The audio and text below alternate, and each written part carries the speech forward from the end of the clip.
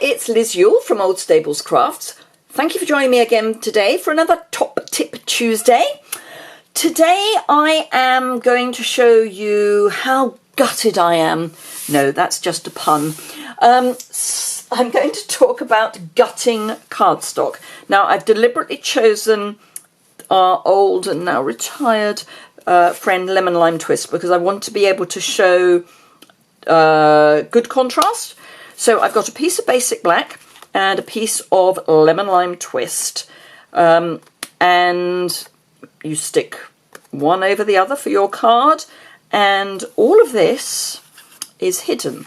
Now suppose this is that the Lemon Lime Twist is glimmer paper or foil or some of the lovely new acetate from the autumn winter catalogue.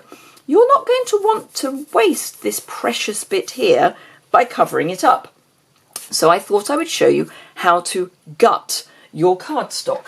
So I'm using the now retired trimmer, but you'll be able to do this on the new trimmer as well, which for demonstrators is available to pre-order today.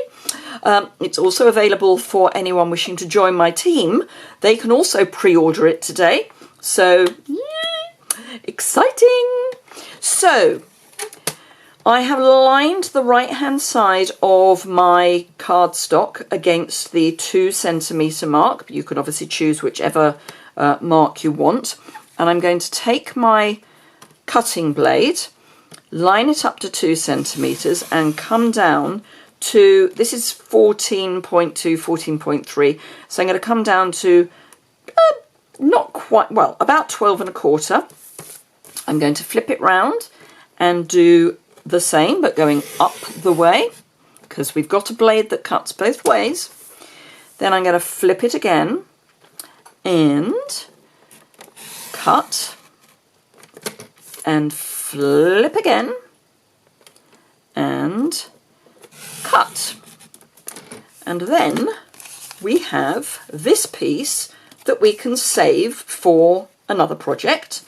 And all we're going to then do is pop our basic black on top of our Lemon Lime Twist in this case, and look at all the cardstock you've saved. But you can also save your cardstock, and particularly our precious cardstock, if you're doing a strip. So if I was to have a sentiment stamped here, Heat Embossed and stamped, and I wanted to bring my contrast across to have it here, rather than using a whole piece, I can just trim, and you can actually go very narrow. So let me show you. I'm coming down to, let's see, let's go to 1/4 inch. So that's one, and another, and we've still got this whole piece left. Pop that over there. This is my sentiment piece. Grab my tear and tape. Now obviously you could do this if you're using a cardstock rather than a glimmer paper or a foil. You could use liquid adhesive instead, but I'm going to use this on the basis that I'm doing glimmer paper or something like that. Remove your backing.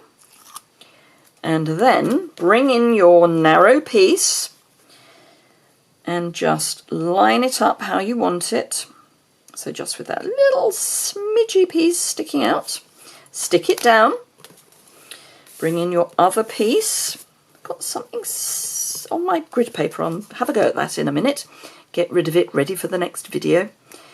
Take your tear and tape off.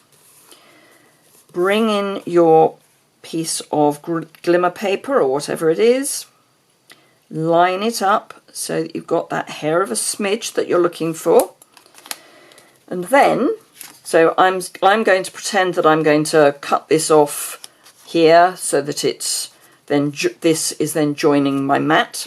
So I'll add another piece of tear and tape just because I've probably got enough there, but hey, let's add another piece just to make absolutely certain. Then I can line up my mat, pop my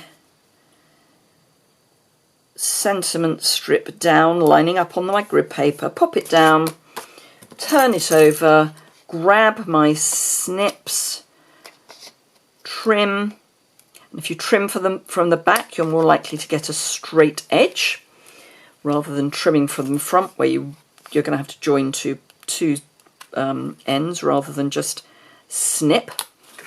So we'll take those off, and then we have our lovely edge. So let me just add some adhesive to the outside of my piece of gutted cardstock, and then pop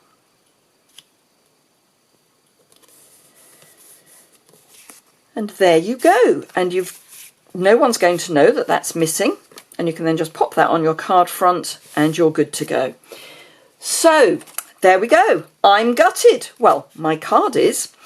I hope you found that interesting. Tomorrow I've got a project where I use this exact technique to save on some glimmer paper, so do hop back for that.